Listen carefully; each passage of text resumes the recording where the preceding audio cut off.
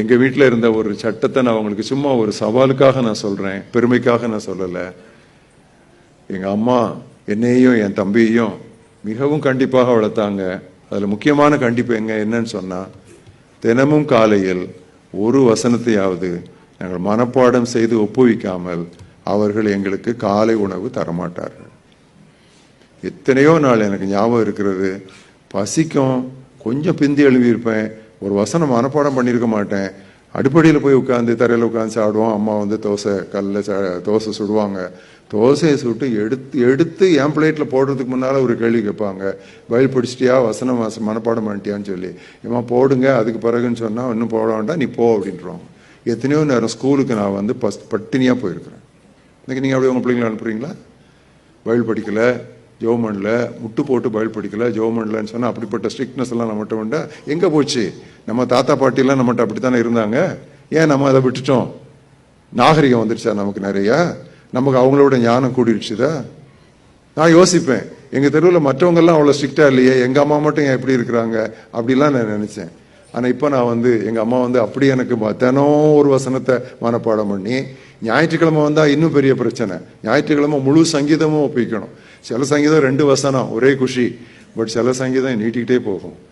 அது மட்டும் இல்ல, நான் ஆங்கிலிகன் சபையிலிருந்து வர்றேன். ஆங்கிலிகன் சபையில என்னன்னு சொன்னா, அந்த சுருக்க ஜபம்னு ஒண்ணு உண்டு. ஜெப புஸ்தகத்துல பேருதான் சுருக்க ஜபம், அது நீண்ட ஜபம்.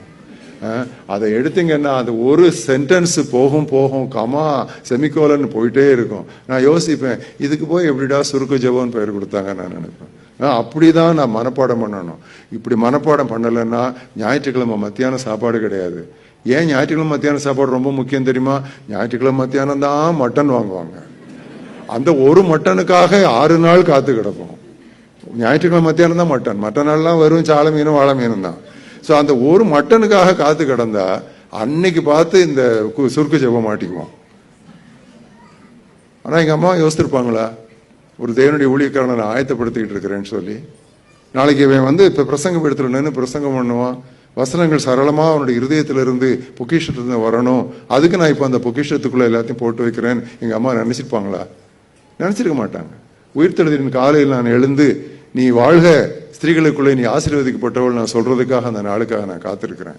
உங்க பிள்ளைங்க அப்படி சொல்ல முடியுமா அவங்கள பற்றி? நீ உங்க பிள்ளைங்களுக்கு எதை பம்ப் பண்றீங்க? நீங்க அவங்களுக்குள்ள எவ்வளவு டியூஷன், எவ்வளவு கோச்சிங், எதை பம்ப் பண்றீங்க? அகாடமிக்ஸை பம்ப் பண்றீங்க. But what happen to the word of God? How I love your love. நீ என்னுடைய வேதத்தை மறந்தாய், ஆகையால் நான் உன் பிள்ளைகளை மறந்து விடுவேன். God is very strict. பிள்ளைங்களை என்னையாவது மறங்க ஆண்டவரே, ஏன் என் பிள்ளைய மறக்கிறேன்னு சொல்றீங்க? ஏன்னா உன்னை அங்க கை வச்சாதான் நீ வந்து சரியா வருவ. God knows where to place his finger. You have forgotten my law, so I will forget your children. I gave you my law, but you considered it a strange thing.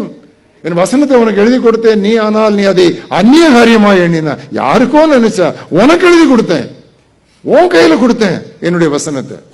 எத்தனையோ பேருக்கு அந்த வசனம் அவங்களுடைய மொழியில இல்ல, உனக்கு உன்னுடைய மொழியில கொடுத்தேன். பிறக்கும் போதே உனக்கு கையில பைபிள் இருந்துச்சு. எத்தனை மொழியாக்கங்களை நான் உனக்கு கொடுத்திருக்கிறேன். எவனுக்கு அதிகமாய் கொடுக்கப்படுமோ அவனிடத்தில் அதிகம் கேட்கப்படும். எவ்வளவு நேரம் நீங்க தினமும் நீங்க பைபிளோட உட்கார்ந்து நீங்க உங்க டைம் ஸ்பெண்ட் பண்றீங்க? ஒரு நாளைக்கு 1/2 மணி நேரம் கூட, வார நாட்கள்ல 1/2 மணி நேரம் கூட ஒரு நாளைக்கு உட்கார்ந்து திருவசனத்தை தியானிக்க முடியாதவர்கள் நிச்சயமாக உங்களுடைய வாழ்க்கையின் முக்கியத்துவ வரிசையை நீங்கள் மாற்றி அமைக்க வேண்டும். If you cannot spend even 30 minutes every day in the meditation of God's word, it is high time that you reprioritize your life. Your priorities are wrongly placed. You need to reset your priorities. Yes, God's word. My Bible says God has magnified his word above all his name. தம்முடைய எல்லா மகிமையின் பிரஸ்தாபத்தை பார்க்கலாம், வசனத்தை அவர் மகிமைப்படுத்தி இருக்கிறார். நம்ம அந்த இடத்தை கொடுக்கிறோமா ஆண்டுடைய வசனத்திற்கு?